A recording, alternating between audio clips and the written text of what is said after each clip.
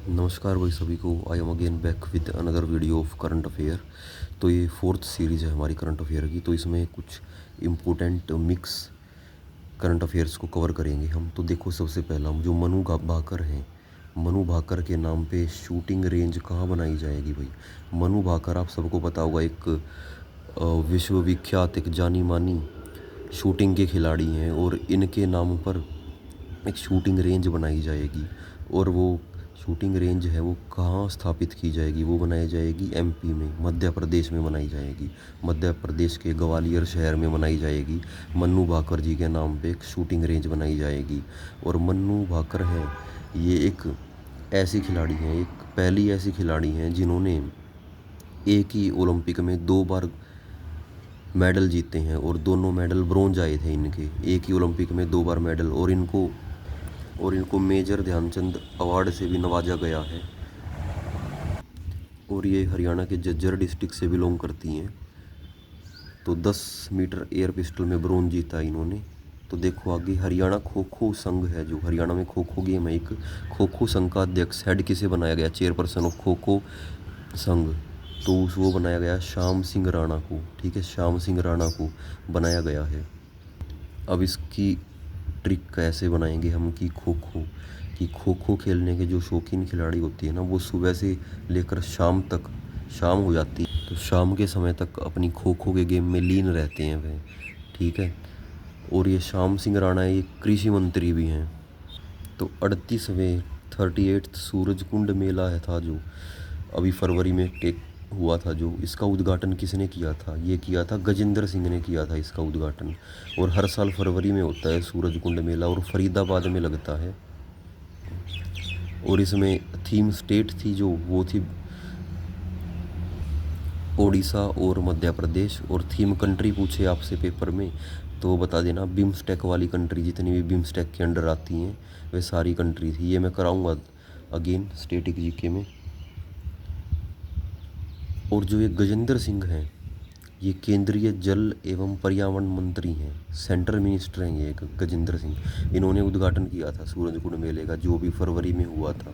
38वां संस्करण था ये, सूरजकुंड मेले का 38वां संस्करण था ये, 38वीं बार लगा था ये।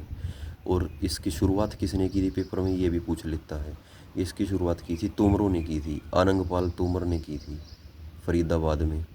और जो कन्फ्यूजिंग क्वेश्चंस की सीरीज चल रही है अपनी, जो कल करवाया था मैंने, जिसमें कन्फ्यूजिंग क्वेश्चंस थे, तो उसमें पूछा जाता है, एक होता है सूरज कुंड का मेला और दूसरा होता है सूर्य कुंड का मेला। ध्यान देना भाई थोड़ा, एक सूरज कुंड का मेला है और एक सूर्य कुंड का मेला है। जो सूरज कुंड का मेला है उससे तो सभी वाकिफ़ हैं, ये फरीदाबाद में लगता है। और अगर पेपर में पूछ ले सूर्य कुंड मेला, तो उसका ये मत सोचना अपने आप से कि सूरज कुंड और सूर्य कुंड एक ही बात है। सूर्य कुंड अलग है, सूरज कुंड अलग है। सूरज कुंड तो फरीदाबाद में है और सूर्य कुंड लगता है यमुनानगर में। तो डिफरेंस है इनमें, सेम सेम बट डिफरेंट। ठीक है, काफ़ी कंफ्यूज करते हैं इस टाइप के क्वेश्चन, और भी काफ़ी हैं। तो आगे देखो, हरियाणा का पहला एग्रो टूरिज्म सेंटर का उद्घाटन। एग्रो मतलब एग्रीकल्चर, एग्रीकल्चर टूरिज्म सेंटर था जो। ठीक है, ये कहाँ पे स्थापित किया गया था, ये HAU में किया गया था, हरियाणा एग्रीकल्चर यूनिवर्सिटी। जो भी हरियाणा में एग्रीकल्चर का भी होगा ना काम, एग्जीबिशन या कुछ भी लगेगा, वो HAU में होता है, हरियाणा एग्रीकल्चर यूनिवर्सिटी, जो हिसार में है, जिसका नाम बदल के रख दिया है CCS यूनिवर्सिटी, चौधरी चरण सिंह यूनिवर्सिटी, हिसार में है ये। और इसकी स्थापना 1970 में की गई थी, 1970 में, हरियाणा एग्रीकल्चर यूनिवर्सिटी। तो देखो, गुरु जम्बेश्वर यूनिवर्सिटी है, इसकी स्थापना की गई थी 1995 में, ये भी हिसार में है, 1995 में इसकी स्थापना की गई थी। तो अगला क्वेश्चन देखते हैं, हरियाणा का दिव्यांग पहला दिव्यांग केंद्र किस जिले में ओपन होगा। पहला दिव्यांश केंद्र किस जिले में ओपन होगा। दिव्यांश मतलब दिव्यांगी है यहाँ पे भी, ठीक है, तो इसीलिए मैं इसको दिव्यांग बोल रहा हूँ बार बार। तो दिव्यांग शब्द का प्रयोग किया जाएगा उनके लिए जिनके लिए आज तक विकलांग शब्द का प्रयोग किया जाता था, ऐसा हरियाणा में घोषणा की गई है। तो ये जो केंद्र है, अब इसके बारे में जानते हैं कि ये क्या सुविधा मुहैया कराएगा हमें। जो ये दिव्यांश केंद्र है, यहाँ से मान लो कोई इंसान है जिसका कोई ऑर्गन या जिसकी कोई बॉडी का पार्ट, जिसका कोई अंग है, वो कट गया है या मौजूद नहीं है उसके शरीर में वो अंग, तो वहाँ से वो कृत्रिम रूप में ले सकता है उसको, आर्टिफिशियल तौर से उसको प्राप्त कर सकता है। कहाँ से? दिव्यांश केंद्र से। और वो कहाँ पे है? महेंद्रगढ़ में। ठीक है, महेंद्रगढ़ में वहाँ से प्राप्त कर सकता है वो अपने किसी भी अंग को आर्टिफिशियल। जैसे कि मान लो किसी का पाँव कट जाता है तो वो सिंथेटिक लेग लगवा लेता है, प्रोस्थेटिक लेग भी बोलते हैं जिसको, नकली पैर लगवा लेता है। तो उसी प्रकार का केंद्र खोला गया है और ये हरियाणा में पहला है। ठीक है, पहला है ये, और महेंद्रगढ़ में है ये। ठीक है भाई। अब अगला क्वेश्चन, हरियाणा का बजट कब पेश किया गया? कि जो हरियाणा का बजट है वो कब पेश किया गया भाई? ठीक है, इस बार वाला बजट की बात कर रहे हैं हम। हरियाणा का बजट कब पेश किया गया? जो 2025 वाला बजट था वो पेश किया गया था भाई 17 मार्च 2025 को पेश किया गया था। तो अगला क्वेश्चन है, हरियाणा में पहली बार बजट कब पेश किया गया था? हरियाणा में पहली बार फर्स्ट टाइम बजट कब पेश किया गया था? तो ये किया गया था भाई 1967 में किया गया था भाई। ठीक है, फर्स्ट टाइम बजट पेश किया गया था 1967 में। अब देखो हरियाणा बना कब था? 1966 में, नवंबर 1966 में। और बजट पेश कब होता है भाई? फरवरी या मार्च के महीने में होता है, किया जाता है बजट को पेश फरवरी या मार्च में। ठीक है, तो उसके बाद जो नवंबर 66 था, 1966 में नवंबर था, तो उसके बाद बजट पेश ओबियसली कॉमन सेंस की बात है, ये फरवरी या मार्च में होना था। तो उसके बाद जो फरवरी या मार्च आई 1966 के बाद, तो 1967 में ही तो आएगी, क्योंकि 66 वाली तो जा चुकी ना पहले, नवंबर बाद में ही तो आता है फरवरी के।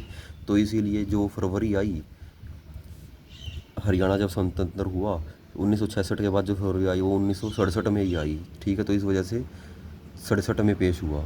तो हरियाणा का पहला पेपरलेस बजट कब पेश किया गया भाई? ये मोस्ट इंपॉर्टेंट है भाई। ये 2020 में पेश किया गया। हरियाणा का पहला पेपरलेस बजट पेश किया गया 2020 में। और किसके द्वारा? खट्टर जी के द्वारा पेश किया गया ये, क्योंकि 2020 में खट्टर जी थे हमारे। ठीक है, हमारे साथ हम खट्टर जी जुड़े थे कोरोना काल में, जिन्होंने तारीख पे तारीख दी सीईटी में। ठीक है, तो चलो let's hope for the best. तो हरियाणा के पहले मुख्यमंत्री जो वित्त मंत्री भी रहे वो भी भाई मनोहर लाल खट्टर था। वित्त का मतलब होता है पैसा वैसा। ठीक है, वित्त का मतलब होता है पैसा, फाइनेंस। ठीक है, तो भाई खट्टर ने कुछ नहीं करा, बस पैसे की रुखाड़ी करी है वित्त मंत्री बन के।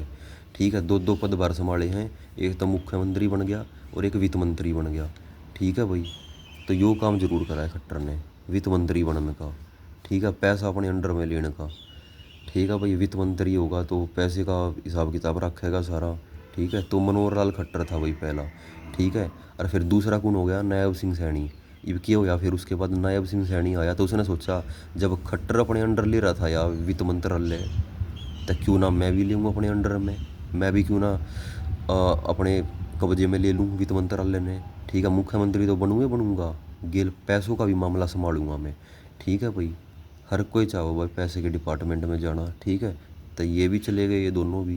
ठीक है, खट्टर की देख में, खट्टर की रीस में सैनी साहब भी उतर गए। ठीक है, हरियाणा और पंजाब का मुख्य न्यायाधीश कौन है भाई? हरियाणा पंजाब का चीफ जस्टिस कया करें जिसने, तो वो है भाई शील नागू। शील नागू नाम है हरियाणा पंजाब के मुख्य न्यायाधीश का नाम है शील नागू, और ये एमपी से हैं। ठीक है भाई, एमपी से हैं। और एमपी के चीफ जस्टिस कौन हैं? ये हैं सुरेश कुमार, और ये हरियाणा से हैं। ठीक है, आपस में बदल लिया इन्होंने। ठीक है, हरियाणा वाला तो एमपी में चला गया कि मैं वही थारी जगह का चीफ जस्टिस बनूंगा, थारे राज्य का बनूंगा, और जो एमपी वाला था वो हरियाणा में आ गया कि भाई मैं थारे का बन जाऊंगा। ठीक है, ये तो अदला बदली सी कर ली इन्होंने दोनों ने। ठीक है भाई, बात कर दी, एक दिन तू मारे आ जा, अगले दिन मैं थारे आ जाऊंगा। ठीक है भाई, तो हरियाणा का तो हो गया भाई शील नागू हो गया। ठीक है, शील नागू एमपी का। और एमपी का हो गया सुरेश कुमार, क्योंकि बेरा लग रहा है सुरेश नरेश ये नाम हरियाणा में होया कर मोस्टली, और ये सुरेश है कैथल का है भाई, कैथल का। ठीक है, और हरियाणा के किस जिले में 325 एकड़ में सरस्वती रिजर्वायर बनेगा भाई? रिजर्वायर की होया करे, बांध होया करे, डैम होया करे। ठीक है, रिजर्वायर जो पानी ने स्टोर करके रखे, पानी ने रिजर्व करे, जो रिजर्वायर, रिजर्व का मतलब होया करे रिजर्व करना। ठीक है, स्टोर करना पानी को। ठीक है, ये बनेगा भाई यमुनानगर में बनेगा, 325 एकड़ में बनेगा यमुनानगर में सरस्वती रिजर्वायर। अब देखो एक इसकी ट्रिक बताऊँ, जो सरस्वती होया करे ना, सरस्वती सारे का जो भी सरस्वती नगर है जो, ठीक है, सरस्वती का जो जो भी आ जाए वो यमुनानगर में हुआ होगा। सरस्वती नगर यमुनानगर में था। ठीक है, कि अब भी है सॉरी। ठीक ठीक है, पहले नहीं था, पहले इसका नाम अलग था। पहले सरस्वती नगर का नाम था अब्दुल्लापुर, और अब्दुल्लापुर का नाम बदल के रख दिया है अब सरस्वती नगर, और ये यमुना नगर में है। ठीक है, तो सरस्वती जहाँ पे भी दिख जाए यमुना नगर में है वो। ठीक है भाई, जहाँ पे भी सरस्वती दिख जाए यमुना नगर में है। ठीक है भाई, तो चलो नेक्स्ट वीडियो में मिलते हैं। Thank you, have a nice day.